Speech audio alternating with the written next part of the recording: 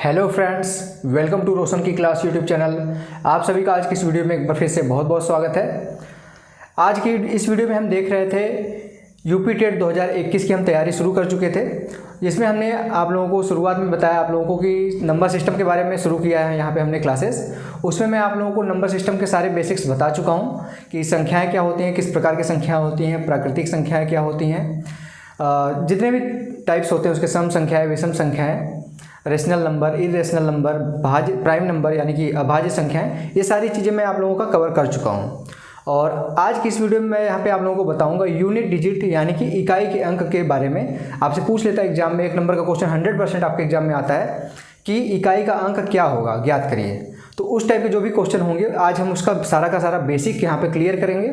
और कुछ बच्चों ने यहाँ पे कमेंट किया हुआ था कि सर लास्ट वीडियो में जो आपने अभाज्य भाजक के बारे में बताया था, यानी कि प्राइम डिवाइजर के बारे में बताया था, उसके बारे में कुछ एग्जाम्पल करा दीजिए। तो मैं यहाँ पे आपको 1 से 2 एग्जाम्पल करा देता हूँ, उसके बाद हम चलेंगे इकाई के अंक यानी कि यूनिट डिजिट के चैप्टर के ऊपर। तो अगर दोस्तों इतना ही रिक्वेस्ट है, वीडियो स्टार्ट करने से पहले मैं इतना रिक्वेस्ट करना चाहूँगा कि वीडियो आप लोग देख रहे हैं तो कॉपी पेन लेके बैठा करिए, जो मैं बताऊँ आप लोगों को उसको नोट किया करिए। और अगर आप लोगों को वीडियो पसंद आती है तो प्लीज़ इस वीडियो को लाइक कर दिया करिए। और रेगुलर बेसिस पे यूपी टेट की तैयारी करने के लिए, यूपी टेट 2021 की तैयारी करने के लिए रोशन की क्लास यूट्यूब चैनल को सब्सक्राइब कर लीजिए और साथ ही साथ बेल आइकन को दबा लीजिए। अब चलते हैं, देर नहीं करते हैं। यहाँ पर क्या बताया था मैंने, लास्ट वीडियो में बताया था आप लोगों को अभाज्य भाजक के बारे में। अभाज्य भाजक यानी कि प्राइम डिवाइजर। यहाँ पे प्राइम डिवाइजर के बारे में मैंने आप लोगों को बताया था कि इसमें आप लोगों को, जैसे कि मैंने बताया था अभाज्य गुणनखंड के बारे में, उसमें मैंने बताया था कि जो भी घात में होगा उनका हम गुणा कर देंगे, जो भी वैल्यू आएगी वो हमारा अभाज्य गुणनखंड होगा। लेकिन इसमें क्या था अभाज्य भाजक में कि हमको घात से कोई लेना देना नहीं था, हमको आधार से लेना था। हमारी जो आधार है वो हमारी अभाज्य संख्याएं होनी चाहिए। अगर अभाज्य संख्याएं नहीं हैं तो उसको अभाज्य संख्याओं में हम कन्वर्ट करते हैं, बनाते हैं उसको अभाज्य संख्या में। उसके बाद हम सभी चीज़ को एक एक करके लेते हैं। अगर जैसे कि कोई अभाज्य संख्या है, एक बार अगर 2 आ गया, जैसे 2 आपकी अभाज्य संख्या है, उसको हमने ले लिया, तो दोबारा कभी आगे चल के अगर उसमें उस सीरीज में उस पद में 2 आएगा तो उसको हम नहीं लेंगे। सभी संख्याओं को हम सिर्फ एक बार लेंगे। जितनी भी संख्याएं आएंगी आधार में उसको हम काउंट करेंगे, उतना ही हमारा उस संख्या का अभाज्य भाजक होगा। यहाँ पे एग्जाम्पल के थ्रू आप लोगों को समझा दूँ, आप लोगों को अच्छे तरीके से और समझ में आएगा। एग्जाम्पल अगर हम यहाँ पे अगर लेके छोटा सा एग्जाम्पल लेके देखते हैं, 5 गुणे 35 गुणे 2 गुणे 12। इसका अगर पूछता है कि इस संख्या, इस जो गुणा दिया हुआ है, ये पद दिया हुआ है सीरीज, इसमें पूछ लेता है कि इसके कितने अभाज्य भाजक होंगे। तो कैसे निकालेंगे? 5 आपका सबसे पहले देखेंगे इसमें कौन सी संख्याएं प्राइम है यानी कि अभाज्य हैं और कौन सी संख्याएं अभाज्य नहीं है। तो आपको पता है कि 5 आपकी अभाज्य संख्या है, 2 आपकी अभाज्य संख्या है, लेकिन 35 आपकी अभाज्य संख्या नहीं है और 12 आपकी अभाज्य संख्या नहीं है। तो हम 5 को तो ऐसे लिख लेते हैं क्योंकि हमको तो ये सीधे सीधे मिल गया कि हमारा ये अभाज्य संख्या है। 2 को भी हम ऐसे लिख लेते हैं। लेकिन अब हम 35 को क्या बताया यहाँ पे, जो भी संख्या अभाज्य ना हो यहाँ पे उसको हमको अभाज्य बनाना पड़ता है। तो 35 को हम अभाज्य कैसे बनाएंगे? 35 को हम बनाएंगे, अगर हम इसको कर दें 5 गुणे 7, 5 7 35, ये भी अभाज्य संख्या है, ये भी अभाज्य संख्या है। अब देखिए ये 35 को इस तरीके से हम अभाज्य संख्या बना लिए। और 12 को कैसे अभाज्य संख्या बनाएंगे? 12 को हम बनाएंगे 2 गुणे 2 यानी कि 2 गुणे 2 4, 4 तिहाई 12। आपका 2 भी अभाज्य संख्या है, 3 भी अभाज्य संख्या है। तो इस तरीके से हम पहले इसको अभाज्य संख्या में कन्वर्ट करेंगे, बेस को यानी कि आधार को। हमको घात से कोई लेना देना नहीं, इसके घात कुछ भी हो, 10 20 50 कुछ भी, हमको घात से कोई लेना देना है ही नहीं अभाज्य भाजक फाइंड करने के लिए। अब हमने क्या बताया यहाँ पे, जो भी हमको सबसे पहले मिलता है हम इसको लिख लेते हैं। 5 मिला, लिख लिए। अब यहाँ पे फिर से 5 मिल रहा है, तो क्या इसको लेंगे? नहीं लेंगे, क्योंकि मैंने बताया कि जो भी मिलेगा हमको उसको बस एक बार लेंगे, दोबारा अगर वो रिपीट होता है तो उसको हम छोड़ देंगे। ठीक है, तो यहाँ पे 5 नहीं लेंगे। अगली संख्या क्या मिल रही है? 7 मिल रही है। 7 तो अभी लिए नहीं है, 7 ले लेते हैं। फिर 2 मिल रहा है, 2 को ले लेते हैं। अब इसमें क्या है? 2 है, 2 है और 3 है। 3 हमने नहीं लिया है लेकिन 2 ले लिया है, तो यहाँ से हम क्या लेंगे, 3 लेंगे। 2 क्यों नहीं लिए, 2 ऑलरेडी हम यहाँ पे ले चुके हैं। और रिपीट नहीं करते हैं, कोई भी जो आधार में संख्या है उसको हम रिपीट करेगा तो रिपीट करने वाली संख्या को कितनी भी बार रिपीट करें, 2 बार 4 बार, हमको उसको नहीं लेना, सिर्फ एक बार लेना है।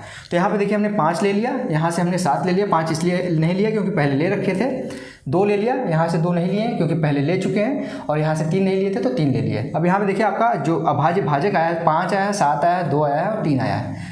तो इस जो सीरीज़ थी इसके अभाज्य भाजक कितने हो गए, 1 2 3 4। तो अगर ये इसका आंसर पूछता है अभाज्य भाजकों की संख्या, तो यहाँ पे आपका आंसर आएगा 4। तो ये था दोस्तों अभाज्य भाजक। आशा करता हूँ आप लोगों को क्लियर हो गया होगा अभाज्य भाजक किसको कहते हैं। अगर यहीं पे अगर आप लोगों को नहीं समझ में आया तो एक एग्जाम्पल और ले लेता हूँ मैं, जल्दी से उसको भी दिखा देता हूँ, बट आप समझने की कोशिश करेंगे तो आपको समझ में आ जाएगा, ठीक है। अब यहाँ पे एग्जाम्पल लेते हैं, 2 ले लिए गुणे 15 गुणे 18 और गुणे 5, ठीक है। इसमें देखेंगे ये 2 अभाज्य संख्या है, 5 अभाज्य संख्या है, लेकिन 15 अभाज्य संख्या नहीं है, 18 अभाज्य संख्या नहीं है। तो क्या करना होगा, जो अभाज्य संख्या उसको ऐसे लिख लीजिए, 2 लिख लिए और यहाँ से 5 लिख लिया। अभाज्य संख्याओं को डायरेक्ट लिख लेना है। उसके बाद जो अभाज्य संख्या नहीं है उसको हमको तोड़ना है, अभाज्य संख्या बनाना है। तो 15 को अभाज्य संख्या कैसे बनाएंगे, 3 गुणे 5, 5 3 15, ये भी अभाज्य है, ये भी अभाज्य है। 18 को कैसे बनाएंगे, 2 गुणे 3 कितना होता है, 2 3 6, 6 3 18, 2 गुणे 3 गुणे 3। अब यहाँ पे क्या करना है, सबसे पहले 2 आया है तो इसको 2 को इस तरीके से लिख लीजिए, क्योंकि इसके पहले तो कोई संख्या नहीं आया है, रिपीट होने का कोई चांस ही नहीं है। फिर 3 देखिए पहले आ चुका है, नहीं आया है तो 3 को भी लिख लेते हैं। फिर 5 आया है, 5 भी अभी पहले नहीं है, 5 को भी लिख लेते हैं। अब देखेंगे 2 यहाँ पे है तो 2 पहले आ चुका है, इसको छोड़ देंगे। 3 यहाँ पे है, 3 पहले आ चुका है, इसको छोड़ देंगे। 3 यहाँ पे है, 3 आ चुका है पहले, इसको छोड़ देंगे। 5 यहाँ पे है, 5 पहले आ चुका है, इसको छोड़ देंगे। तो जो भी संख्या रिपीट हो रही है उसको छोड़ते जाएंगे, और जो संख्या एक बार लिख चुके हैं वही अभाज्य भाजकों की संख्या हो जाएगी। यानी कि 1 ये हो गया, 2 ये हो गया, 3 ये हो गया, यानी कि 3 अभाज्य भाजक है, यानी कि 3 प्राइम डिवाइजर है, ठीक। अब आशा करता हूँ जिसने यहाँ पे बोला था कि अभाज्य भाजकों का कुछ एग्जाम्पल सर बता दीजिए, उसको क्लियर हो गया होगा। तो जल्दी से अब चलते हैं हम आगे की तरफ, क्योंकि हमारा यूनिट डिजिट का चैप्टर है, काफ़ी इसमें चीज़ें सीखने के लिए हैं। तो जल्दी से अब चलते हैं, देखते हैं यूनिट डिजिट के बारे में, यानी कि इकाई के अंक के बारे में हम यहाँ पे देख लेते हैं अब। और ये मैं गारंटी लेता हूँ कि इकाई के अंक अगर आप लोग ध्यान से देखते हैं तो आप लोगों का यूपी टेट में 1 नंबर फिक्स हो गया। यूपी टेट ही नहीं, आपका सी टेट में भी 1 नंबर फिक्स हो गया, क्योंकि इकाई के अंक से यानी कि यूनिट डिजिट से आपका 1 अंक का क्वेश्चन 100% आता है। तो यहाँ पे क्या देखने वाले हम लोग, यूनिट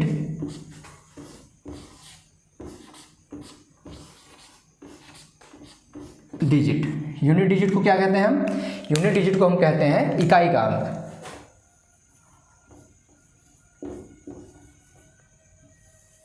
इकाई अंक, ठीक। यूनिट डिजिट को हम कहते हैं इकाई अंक। सबसे पहले ये जान लेते हैं, चैप्टर शुरू करने से पहले, इकाई अंक के बारे में जानने से पहले, कि इकाई का अंक होता क्या है। सब कहते हैं यूनिट डिजिट फाइंड करिए, यूनिट डिजिट फाइंड करिए, या फिर इकाई का अंक प्राप्त करिए। तो इकाई का अंक होता क्या है, इकाई का अंक का मतलब होता है, आपने देखा होगा, बचपन में पढ़ा होगा, इकाई, दहाई, सैकड़ा, हज़ार, 10,000, लाख, 10 लाख, इस तरीके से पढ़ा होगा। तो यहाँ पे इकाई का अंक मतलब होता है, जैसे कोई संख्या लिख लेते हैं, अगर हम 15 लिख दिए, तो इसमें जो सबसे पहले संख्या हमको प्राप्त होती है, यानी कि पहले स्थान पे, वो होती है हमारी इकाई का अंक, ठीक। जिसको नहीं आता उसको भी यहाँ पे आना चाहिए, क्योंकि मैं यहाँ पे मैथ उस लड़के को भी पढ़ा रहा हूँ जिसको बिल्कुल भी मैथ नहीं आता। मेरा पढ़ाने का उद्देश्य यही है कि इतनी आसान तरीके से पढ़ाऊँ कि जिसको मैथ बिल्कुल भी नहीं आता उसको भी मैथ समझ में आए। यहाँ पे जैसे 15 हमने संख्या लिखा, तो इकाई का अंक हो गया लास्ट में, जो सबसे लास्ट में लिखा रहेगा, सबसे दाहिने तरफ लिखा रहेगा, वो होगा हमारा इकाई अंक। उसके बाद क्या आता है हमारा, इसको हम कहते हैं दहाई। इसके बाद बढ़ेंगे, तीसरे नंबर पे तो हमारा सैकड़ा आएगा, चौथे नंबर पे हमारा हज़ार आएगा, इस तरीके से बढ़ता जाएगा। वो भी मैं आगे की वीडियोज़ में आप लोगों को क्लियर करूँगा, स्थानीय मान जब आप लोगों को बताऊँगा उसमें सारी चीज़ें क्लियर हो जाएंगी। तो ये हो गया आपका इकाई का अंक। जैसे अगर 15 लिखा है तो उसमें सबसे दाहिने तरफ जो संख्या लिखी है वो इकाई का अंक होता है। जैसे दूसरी संख्या अगर कोई लिख के हम देखते हैं, 4300 25 या 26 कर लीजिए, कुछ भी कर लीजिए। तो इसमें अगर पूछता है कि इकाई का अंक कौन सा है, तो सबसे जो लास्ट वाली डिजिट है सबसे दाहिने तरफ, इस संख्या में सबसे दाहिने तरफ कौन सी है, 6 है, तो इकाई का अंक यही हो जाएगा। ठीक, 6 हमारा इकाई का अंक हो जाएगा। ठीक, तो आशा करता हूँ अब आपको इकाई का अंक तो समझ में आ गया होगा। तो यहाँ पे डायरेक्ट तो आपको कोई संख्या दे के पूछेगा नहीं कि इकाई का अंक क्या है, क्योंकि कंपटीशन है आपका। बेसिक आपका कक्षा 1-2 का एग्जाम तो हो नहीं रहा है, क्योंकि ये सारी चीज़ें जो इकाई है वो कक्षा 1-2 ही वाली ही चीज़ें ही हैं, अधिक से अधिक 3 से 4 क्लास की चीज़ें हैं। तो आपसे वहाँ पे डायरेक्ट इस तरीके से संख्या दे के तो पूछेगा नहीं। तो वहाँ पे किस तरीके से पूछेगा, वहाँ पे थोड़ा सा आपका नॉलेज चेक करेगा कि हाँ आपके पास कुछ नॉलेज है कि नहीं है। तो वहाँ पे आपसे बोल देगा, कोई संख्या दे देगा आपको, ठीक है, कोई संख्या भी दे देगा, उसमें आपको बोल देगा कि आपको फाइंड करना है। जैसे 15 है गुणे 64 है, ठीक है, 64 है। इसमें बोल देगा कि इकाई का अंक प्राप्त करिए। तो इकाई के अंक को प्राप्त करने के लिए हमको पूरी संख्या से गुणा करने की कोई ज़रूरत नहीं है, क्योंकि इतना टाइम हमारे पास होता नहीं एग्जाम में कि हम पूरी चीज़ों को, जैसे ये 15 गुणे 64 दिया, ये तो छोटी संख्या मान लीजिए, एक बार आप गुणा कर भी लेंगे, 640 हो जाएगा और 320 हो जाएगा, दोनों को जोड़ देंगे तो 960 आ जाएगा। आपको पता है कि इसका आंसर 0 आ जाएगा लास्ट में। लेकिन इतना टाइम नहीं होता कि हम इसको फाइंड करें एक एक चीज़ गुणा करके, क्योंकि ये जो चीज़ अगर है वो तो मुश्किल से 1 सेकंड की है। तो इसको कैसे फाइंड करते हैं, हमको बस इकाई के अंक से मतलब है। आपको मैंने अभी बताया कि इकाई का अंक होता क्या है, तो सबसे लास्ट में जो डिजिट होती है वही इकाई का अंक होता है। जो भी संख्या, जितनी बड़ी संख्या दी गई है, 10 लाख करोड़ कोई भी संख्या दी गई है, उसके हमको इकाई के अंक से मतलब है। उसके पहले क्या लिखा है उससे हमको कोई लेना देना नहीं है। इकाई के अंक पे जो लिखा है उसका हम गुणा कर देंगे। जैसे अगर गुणा है तो गुणा कर देंगे, प्लस है तो प्लस कर देंगे। तो इकाई के अंक पे यहाँ पे 5 था, यहाँ पे दूसरी संख्या में 4 था, तो क्या आएगा 5 और 20 यानी कि 20 आ गया। इकाई के अंक पे यहाँ से भी हमको इकाई के अंक से मतलब है, 20 से नहीं मतलब है हमको, इस नंबर से मतलब है जो सबसे दाहिनी तरफ है इकाई के अंक पे। तो हमारा इकाई का अंक जब इसका गुणा किए तो इकाई का अंक क्या आया, 0 आया हमारा इकाई का अंक। ठीक है, 960 आया तो उसमें भी लास्ट में देख रहे हैं तो 0 आएगा। 64 गुणे 15 करेंगे तो 960 आएगा, आपको पता है। तो उसमें भी 960 में भी 0 इकाई के अंक पे था, और डायरेक्ट हमने जब फाइंड किया तो उसमें भी हमारा इकाई का अंक 0 आया। तो हमको ये पता चल गया कि हमारा जो पूरा अगर हम गुणा करेंगे या फिर हम इकाई के अंक को उठा के बस गुणा करते हैं तो भी हमारा सेम आंसर आता है। तो हम पूरा बड़ा गुणा क्यों करने जाएंगे, हम जब हमारा काम 1 सेकंड में हो जा रहा है तो हम 10 सेकंड क्यों देंगे क्वेश्चंस पे। तो ये था दोस्तों पहला एग्जाम्पल आप लोगों को समझाने के लिए मैंने लिया था। अब यहाँ पे हम आगे अगर बढ़ते हैं तो आगे और थोड़ी सी बड़ी संख्या का अगर गुणा करते हैं हम, यहाँ पे मान लीजिए 323 कर लेते हैं गुणे 214। इसका क्या करेंगे हम, क्या इसका हम पूरा 323 में 200, अभी तो मैंने बता दिया 64 गुणे 15 आपको आंसर बता दिया था गुणा करके, लेकिन क्या इसका कोई बता सकता है इतनी आसानी से 5 से 10 सेकंड में? नहीं बता सकते, नॉर्मल इंसान तो नहीं बता पाएगा, सुपर कंप्यूटर होगा तो बात अलग है। तो 214 को अगर हम 323 से गुणा करेंगे तो काफ़ी लंबा प्रोसेस है, कम से कम कितनी भी फास्ट गुणा करेंगे 10 सेकंड से 15 सेकंड लगेगा। लेकिन अगर हमको ये ट्रिक पता है कि इकाई के अंक से हमको बस मतलब है, हमको बस 3 से और 4 से मतलब है, तो हम क्यों पूरा गुणा करने जाएंगे। हमको 3 से मतलब है और गुणे 4 कर दीजिए, 3 गुणे 4 क्या आ जाएगा, 4 3 12, 12 आ गया। हमको इस 12 से नहीं मतलब, हमको लास्ट वाले से मतलब है, यानी कि हमारा जो यूनिट डिजिट था वो 2 आ गया यहाँ पे। तो आशा करता हूँ आप लोगों को क्लियर हो गया होगा कि यूनिट डिजिट अगर सिंपल सा क्वेश्चन अगर देता है तो क्या होगा। ठीक है, नोट करते चलिएगा वीडियो को रोक के, क्योंकि मैं यहाँ पे ज़्यादा लंबी वीडियो नहीं बनाना चाहता, नहीं तो अगर सारी चीज़ें मैं आप लोगों को टाइम दूंगा कि आप नोट करते रहिए तो टाइम ज़्यादा हो जाएगा। इसलिए जब मैं पढ़ाता रहूँ उसी टाइम आप नोट करते रहिए, या फिर वीडियो पॉज कर लीजिए, उसको नोट कर लीजिए, उसके बाद फिर से वीडियो प्ले कर दीजिए और सारी चीज़ें समझते चलिए। ठीक है, अब यहाँ पर हम अगला एग्जाम्पल लेते हैं। यहाँ पे अगला एग्जाम्पल क्या है, मान लीजिए है ये 221 प्लस 448 गुणे 320। इसका अगर पूछता है कि इकाई का अंक ज्ञात करिए तो कैसे करेंगे ज्ञात। आप जल्दीबाजी में गुणा करने बैठ जाएंगे, लेकिन यहाँ पे आप ध्यान दीजिए तो एक जगह प्लस है, एक जगह प्लस है, एक जगह गुणा है। तो यहाँ पे क्या, एक को हम 8 से जोड़ देंगे, नहीं जोड़ेंगे, क्योंकि आपको मैं बॉडमास रूल बता चुका हूँ। ब्रॉडमास रूल का मतलब होता है पहले हमारा ब्रैकेट होता है, ओपन होता है, कोई सीरीज दिया है, कोई पद दिया है, उसमें सबसे पहले ब्रैकेट ओपन करते हैं, फिर उसके बाद ऑफ होता है अगर तो उसको हम मल्टीप्लाई के मतलब गुणा के तरीके से तोड़ते हैं। उसके बाद हम डी पे आते हैं, यानी कि डिवाइड करते हैं, अगर भाग है कहीं पे तो भाग देते हैं, फिर आते हैं हम गुणा पे, फिर आते हैं हम जोड़ पे, फिर लास्ट में आते हैं हम घटाने पे। तो यहाँ पे सबसे पहले हम क्या करेंगे, देखिए यहाँ पे जोड़ है, यहाँ पे गुणा है, तो गुणा पहले आएगा, तो गुणा करेंगे तो 8 का गुणा किस में होगा, 0 में होगा। 8 का गुणा जब 0 में होगा तो क्या आएगा, 0 में किसी भी संख्या का गुणा करेंगे तो क्या आएगा, 0 ही आएगा। जब 0 आपको एक सीरीज में मिल गया तो क्या इकाई का अंक 0 ही होगा, नहीं होगा, क्योंकि यहाँ से तो आपको 0 मिल गया, इन दोनों से हमको 0 मिल चुका है। लेकिन इसका ये मतलब नहीं है कि हमारा जो इकाई का अंक होगा 0 ही होगा, क्योंकि यहाँ पे देखिए यहाँ से हमको 8 का गुणा अगर हम 0 में करेंगे तो 0 हो गया, लेकिन यहाँ पे 0 को हम 1 से जोड़ेंगे भी तो यहाँ पे हमारा 1 आया इकाई का अंक, यहाँ पे हमारा 0 था। अब यहाँ पे हमको जो गुणा तो कर लिए, जो भी आया हमारा आंसर उसमें हमारे लास्ट में 0 था, लेकिन उसके बाद हमको जोड़ना है, यहाँ पे 1 है, 1 और 0 जुड़ेगा तो क्या आएगा, यहाँ पे आपका 1 आएगा, यानी कि इकाई के अंक में हमको क्या मिलेगा, 1 मिलेगा। आशा करता हूँ अब आपको इकाई का अंक समझ में आ गया होगा, बेसिक सारी चीज़ें आपको क्लियर हो गई होंगी। अब हम चलते हैं कॉन्सेप्ट्स के ऊपर। आपको एक एक कॉन्सेप्ट अच्छे से मैं बताऊंगा, उसको अच्छे से आप नोट करते चलिएगा सारी चीज़ें, ठीक है। अब यहाँ पे आप कॉन्सेप्ट याद रखिएगा, इम्पॉर्टेंट है इसलिए मैं इस तरीके से बना रहा हूँ। 5 का गुणा अगर हम करते हैं सम संख्या में, सम संख्या यानी कि इवन नंबर में, सम संख्या क्या है आप सभी को पता होगी क्योंकि मैं बता चुका हूँ। वो सारी संख्याएं जो 2 से पूर्ण रूप से विभाजित होती हैं उसको क्या कहते हैं, सम संख्याएं कहते हैं। तो पूर्ण रूप से विभाजित होने वाली संख्याएं कौन कौन सी होती हैं, सम संख्याओं में क्या क्या आता है, बेसिक 2, 4, 6, 8 और 0, किसी के लास्ट में अगर 0 जैसे 10 हो गया, तो ये सारी संख्याएं हमारी सम संख्याएं होती हैं। जब हम 5 का गुणा सम संख्याओं में करेंगे तो हमको हमेशा क्या मिलेगा, इकाई के अंक पे हमको हमेशा 0 मिलेगा इकाई के अंक पे। चाहे आप एग्जांपल के थ्रू करके देख भी लीजिए, 5 का गुणा हम करते हैं किसमें, 2 में करते हैं, तो क्या मिलेगा हमको 10 मिलेगा। यहाँ पे देखिए इकाई के अंक पे 0 मिला। 5 का गुणा हम किस में करते हैं, 4 में करते हैं, तो क्या मिलेगा 20 मिलेगा। यहाँ पे भी हमको इकाई के अंक पे 0 मिला। 5 का गुणा हम करते हैं, तीसरी संख्या क्या है 6 है, तो क्या मिलेगा 30 मिलेगा। यहाँ पे भी हमारा इकाई का अंक 0 है। 8 में करेंगे तो 40 मिलेगा, 10 में करेंगे तो 50 मिलेगा, इस तरीके से मिलेगा। तो हर समय जब भी हम 5 में इकाई के अंक, जब 5 में हम सम संख्या से गुणा करेंगे दोस्तों, तो वहाँ पे हमको क्या मिलेगा, इकाई के अंक पे 0 मिलेगा हमेशा। और अगर यहाँ पे अगर हम दूसरा कॉन्सेप्ट यहाँ पे आपको बताएं, अगर हम 5 का गुणा विषम संख्या में करें तो क्या मिलेगा, 5 का गुणा हम अगर विषम संख्या में करें तो क्या मिलेगा हमको, इकाई के अंक पे, इकाई के अंक पे हमको हमेशा क्या मिलेगा, 5 मिलेगा। याद रखिएगा जब भी हम 5 का गुणा सम संख्या में करते हैं तो 0 मिलता है, लेकिन 5 का गुणा हम अगर विषम संख्या में करते हैं तो हमको क्या मिलता है, 5 मिलता है हमेशा।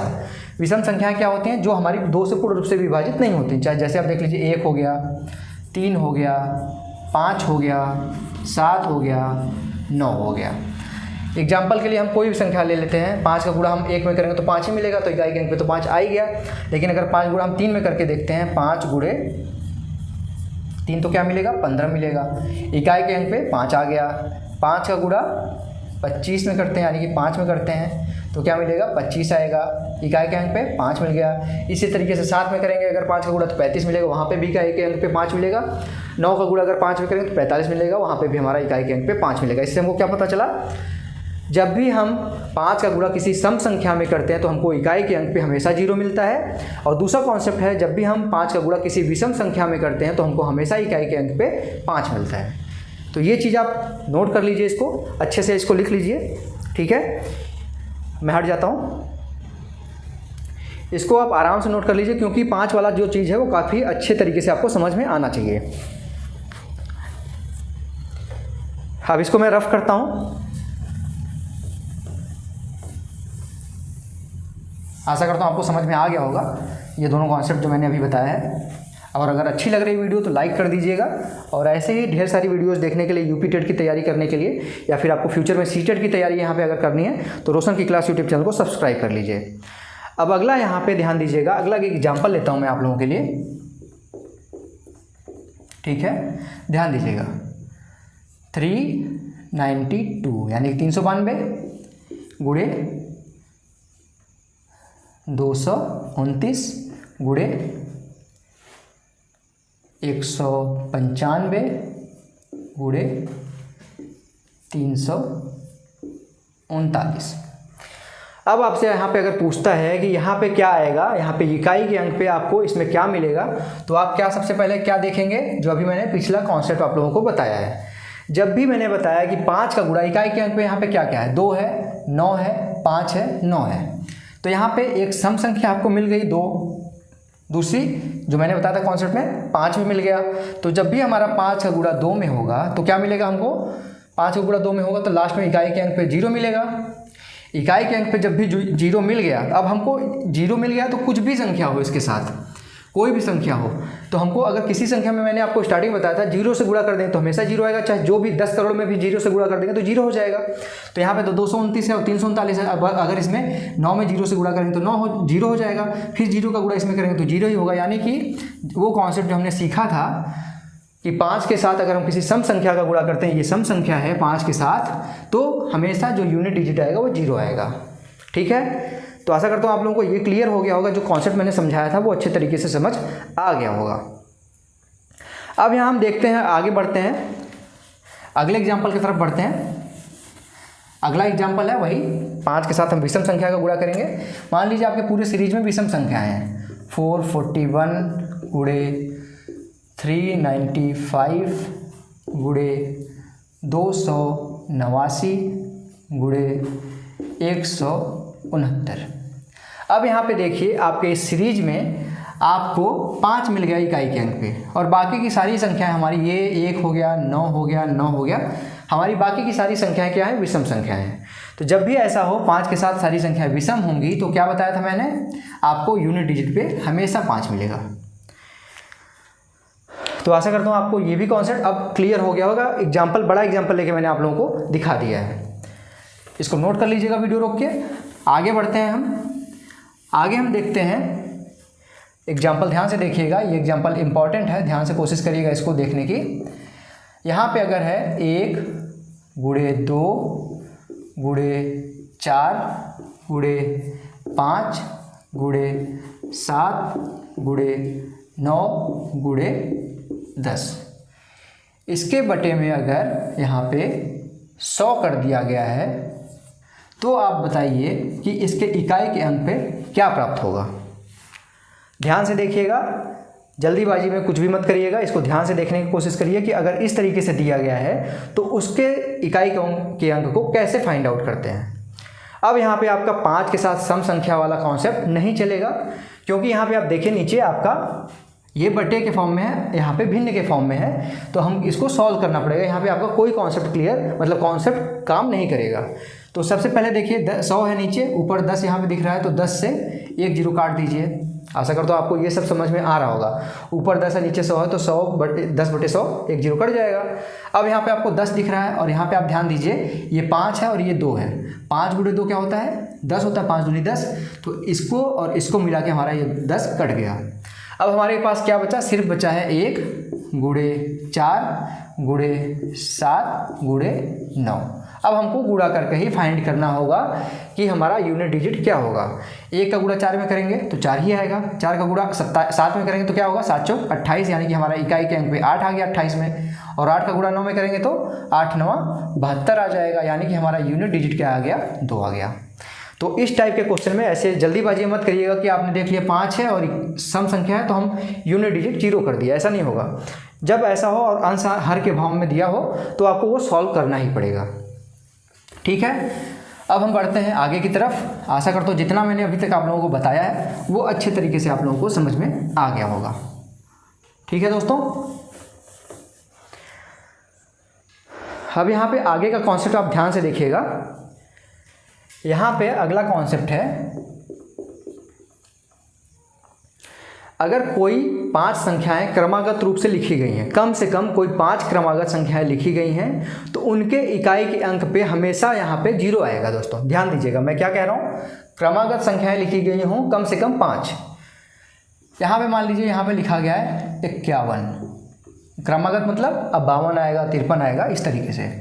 अगली संख्या हो गई 52, अगली संख्या होगी 53, अगली संख्या होगी 54, अगली संख्या क्या होगी 55।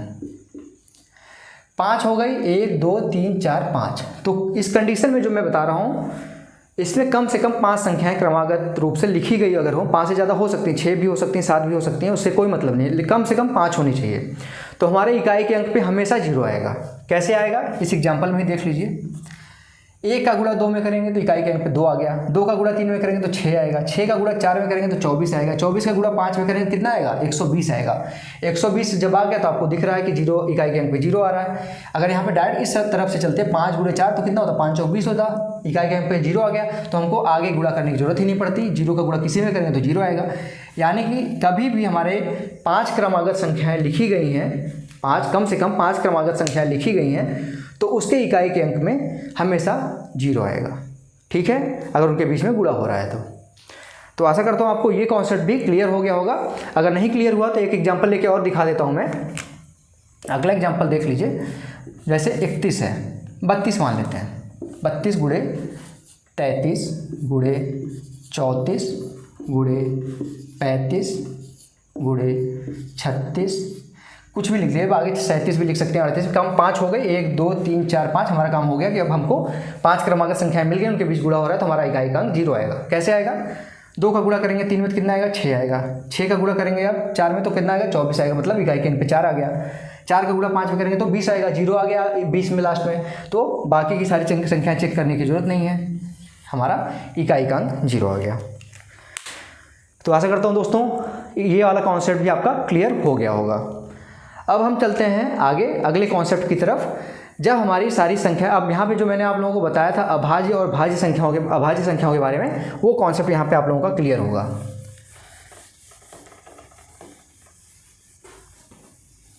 आशा करता हूँ जो बता रहा हूँ आप लोगों को समझ में आ रहा होगा। बस आप इतना काम करिए कि इसको नोट करते चलिए, कॉपी में नोट करते चलेंगे तो फ्यूचर में आपको रिवाइज करने में आसानी होगी। जो मैं नोट करने के लिए बोलता हूँ उसको सीरियस लिया करिए, उसको आप लोग हमेशा नोट करते चला करिए।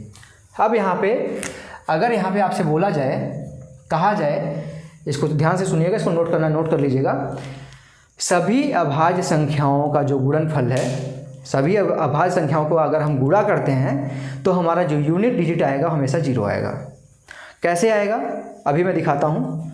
क्या मैंने बोला, सभी अभाज्य संख्याओं का गुणा करने पे हमेशा हमें यूनिट डिजिट 0 आएगा। अभाज्य संख्या कहाँ से शुरू होती है, 2 से, अगली अभाज्य संख्या 3, आगे 5, फिर 7, उसके आगे 9 होगा, 9 नहीं होगा, अभाज्य संख्या 9 नहीं है, 11, 13, 17, 19, इसके आगे बढ़ता जाएगा 23, ऐसे आगे बढ़ता जाएगा। तो यहाँ पे देखिए जितनी भी असंख्य जो अभाज्य संख्या है वो कितनी भी ले लीजिए आप, अगर हमारा उसमें वो संख्या हमारी अभाज्य संख्या है, कंप्लीट अभाज्य संख्या कहाँ से मानी जाती है, 2 से। इसमें आप देखेंगे 5 भी है और 2 भी है। तो मैंने आपको जो कंडीशन बताया था अभी स्टार्टिंग में, 5 का गुणा है, अगर उस सीरीज में 2 भी है तो हमेशा उसका यूनिट डिजिट 0 आएगा, चाहे जो भी आगे गुणा हो रहा हो। एक बार 0 आ गया, 5 गुणे 2 करेंगे तो 10 आएगा। 10 में अगर हमारा लास्ट में यूनिट डिजिट 0 आ गया तो 0 का गुणा 3 में करें, चाहे 7 में करें, चाहे जिसमें करें, हमेशा क्या आएगा, यूनिट डिजिट पे 0 आएगा। ठीक है, लेकिन अगर यहीं पर एक थोड़ा सा मॉडिफिकेशन कर दिया जाए,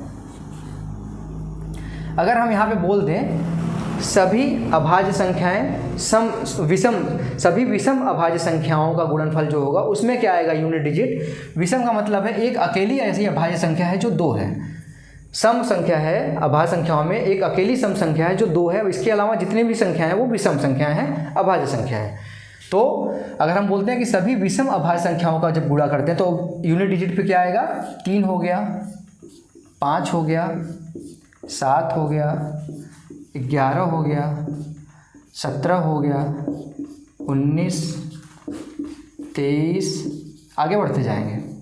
ठीक, इसमें आप देखेंगे ध्यान से 2 नहीं है, 2 नहीं है मतलब ये अभाज्य संख्याओं का पूरा सीरीज नहीं है, ये विषम संख्याओं की अभाज्य संख्या है ये। तो इसमें आप देखेंगे किसी भी, इसका क्या आएगा यूनिट डिजिट पे, इसमें हमेशा यूनिट डिजिट पे 5 आएगा। जब सभी अभाज्य संख्या होंगी तो यूनिट डिजिट पे 0 आएगा।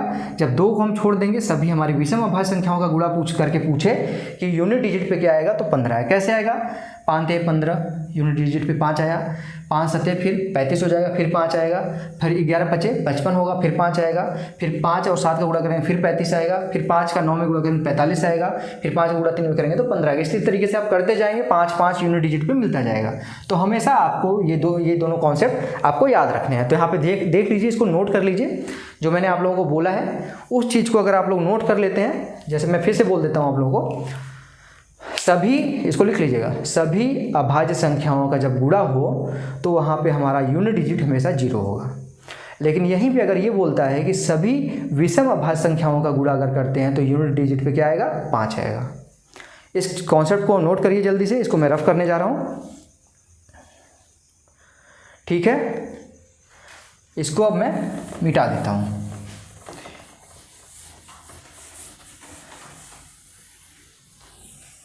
ठीक है, अब हम आगे बढ़ते हैं अगले कॉन्सेप्ट की तरफ। अगला कॉन्सेप्ट है, अब यहीं से थोड़ा सा इम्पोर्टेंट शुरू हो जाएगा आप लोगों का। अगर संख्या के यूनिट डिजिट पे 0 हो, 1 हो, 5 हो या फिर 6 हो, ठीक है। 0 हो, 1 हो, 5 हो या फिर 6 हो, ठीक है। यदि आधार पे, हमारी संख्या के आधार पे 0 हो इकाई के अंक पे, 1 हो इकाई के अंक पे, 5 हो इकाई के अंक पे और 6 हो इकाई के अंक पे, तो हमारा जो यूनिट डिजिट होगा वो अपरिवर्तित होगा। यानी कि अगर 0 है इकाई के अंक पे तो 0 ही रहेगा, अगर 1 है इकाई के अंक पे तो 1 ही रहेगा, अगर 5 है इकाई के अंक पे तो 5 ही रहेगा, अगर 6 है इकाई के अंक पे तो 6 ही रहेगा। ये चीज़ जो मैंने लिखी आपको अभी नहीं समझ में आया होगा, मैं एग्जांपल लेके आपको दिखा देता हूँ क्या मैं कह रहा हूँ। यहाँ पे एग्जांपल लेते हैं, मान लीजिए हमने लिया 226, ठीक, 226 के घाते 35 कर लिए, ठीक है। तो जब भी हम यहाँ पे 6 का गुणा करेंगे, कितनी भी बार हम 6 का गुणा करेंगे, 6 कम 6, फिर दोबारा करेंगे 6 × 6 36 आएगा, फिर 6 × 6 करेंगे तो 216 आएगा। तो देखेंगे कि हर बार यूनिट डिजिट पे 6 6 6 रिपीट करता जाएगा, वो हमेशा रिपीट करेगा। तो जब भी हमारा यूनिट डिजिट पे 6 हो तो हमको घात में कुछ भी मिलेगा, हमारा इकाई के अंक पे हमेशा 6 आएगा। आगे के देखते हैं, अगर यहाँ पे मान लीजिए 155 है, इसके घात 10 भी कर लें, 15 भी कर लें, कुछ भी कर लें, कुछ भी घात में, हमको घात से नहीं लेना देना। हमारा इकाई के अंक पे हम देखेंगे 6, 5, 1 या फिर 0 है, यहाँ पे 5 है तो इसका इकाई का अंक क्या आएगा, हमेशा 5 आएगा, ठीक है। 5 का स्क्वायर 25 होता है, 25 के फिर स्क्वायर करेंगे 125 होगा, फिर उसके बाद 625 होगा। इसी तरीके से 5 5 वो चलता जाएगा। इसी तरीके से आप करके देखेंगे, इकाई के अंक पे अगर 0 है या 1 है या 5 है या 6 है तो हम हमेशा इकाई के अंक पे हमेशा वो वही संख्या बनी रहेगी। तो ये कॉन्सेप्ट काफ़ी इंपॉर्टेंट कॉन्सेप्ट था, इसको नोट कर लीजिएगा आप लोग, ठीक है दोस्तों।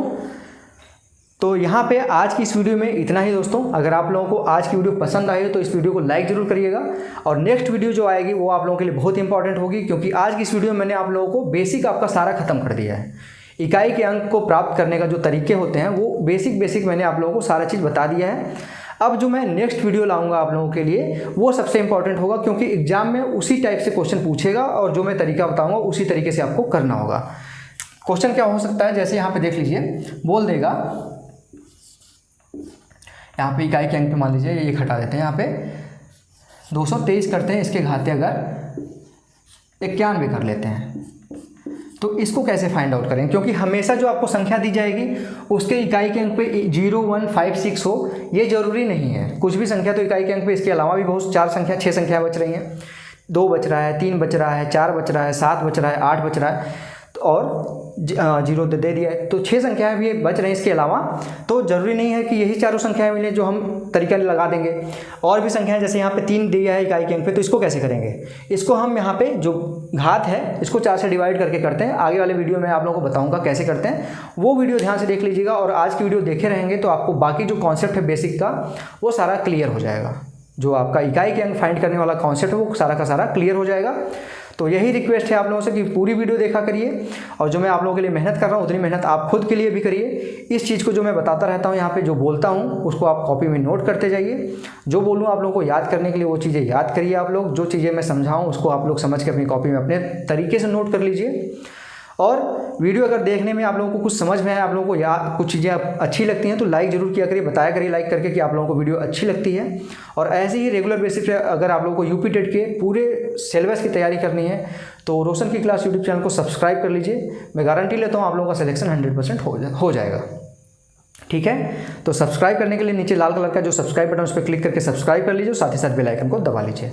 तो फ्रेंड्स मिलते हैं नेक्स्ट वीडियो में, तब तक के लिए आप लोगों का बहुत बहुत धन्यवाद। जय हिंद, वंदे मातरम।